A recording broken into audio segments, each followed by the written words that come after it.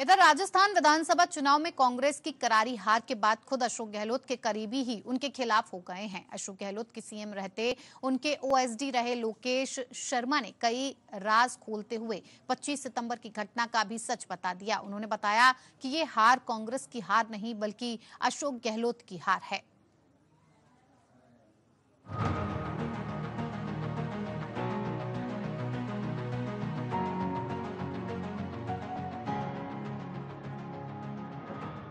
राजस्थान में कांग्रेस को मिली हार के बाद पार्टी में आरोप प्रत्यारोप का सिलसिला शुरू हो गया है।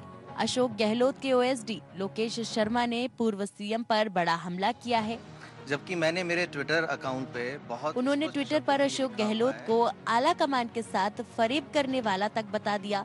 गहलोत के ओएसडी लोकेश शर्मा ने कहा कि तीसरी बार लगातार सीएम रहते हुए गहलोत ने पार्टी को फिर हाशिए पर लाकर खड़ा कर दिया है। आज तक पार्टी से सिर्फ लिया ही लिया है, लेकिन कभी अपने रहते पार्टी की सत्ता में वापसी नहीं करवा पाए। शर्मा ने आगे लिखा कि गहलोत के चेहरे पर उनको फ्री हैंड देकर उनके नेतृत्व में पार्टी ने चुनाव लड़ा और उनके मुताबिक प्रत्येक सीट पर वे स्वयं चुनाव लड़ रहे थे। न उनका अनुभव चला, न जादू, और हर बार की तरह कांग्रेस को उनकी योजनाओं के सहारे जीत नहीं मिली और न ही अथाह प्रचार काम आया। लोकेश शर्मा ने ये भी लिखा कि 25 सितंबर 2022 को आला कमान की अवमानना प्रायोजित थी। शर्मा ने लिखा कि 25 सितंबर की घटना पूरी तरह से प्रायोजित थी, जब आला कमान के खिलाफ विद्रोह कर अवमानना की गई और उसी दिन से खेल शुरू हो गया था। आपको बता दें, 25 सितंबर 2022 को राजस्थान कांग्रेस विधायक दल की बैठक होने वाली थी। सूबे में मुख्यमंत्री की कुर्सी के लिए उस वक्त जबरदस्त खींचतान चल रही थी। इस बीच गहलोत समर्थक 82 विधायकों ने सामूहिक इस्तीफा दे दिया था। ये सभी विधायक कांग्रेस विधायक शांति धारीवाल के घर जमा हुए थे। यहाँ पर इन विधायकों से इस्तीफा लेकर स्पीकर सीपी जोशी को सौंप दिया गया था और शाम 7 बजे तय की गई कांग्रेस विधायकों की बैठक रद्द हो गई थी। उधर कांग्रेस नेता प्रताप सिंह खाचरियावास ने 92 विधायकों को इस्तीफा देने का दावा किया था। उन्होंने कहा था कि विधायकों की मीटिंग हो चुकी है।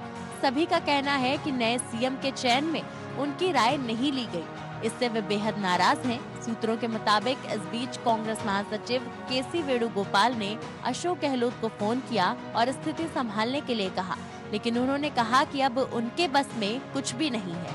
ऐसे में सचिन पायलट की सीएम पद की दावेदारी को झटका लगा था, जिसे शायद पायलट कभी नहीं भुला पाए। विधानसभा चुनावों से पहले गहलोत और पायलट साथ साथ तो जरूर दिखे, लेकिन साफ था कि आपस के मतभेद भले दबा दिए गए हों, लेकिन मनभेद दूर करना मुश्किल था। पायलट ने 25 सितंबर की घटना को लेकर गहलोत पर कई बार हमले भी किए थे। पायलट ने कहा था कि 25 सितंबर 2022 को जो घटनाक्रम हुआ उसमें मुख्यमंत्री अशोक गहलोत शामिल थे।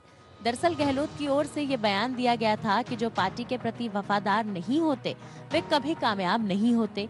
गहलोत के इस बयान पर पलटवार करते हुए सचिन पायलट ने कहा था कि पार्टी डिसिप्लिन की बात उनको नहीं करनी चाहिए, जो खुद 25 सितंबर की घटना में शामिल थे।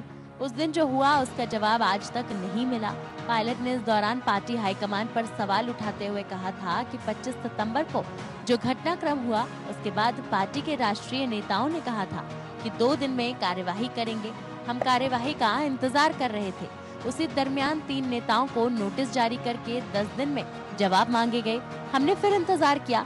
उसके बाद से लेकर अब तक अनुशासनहीनता करने वालों पर कोई कार्यवाही नहीं की गई।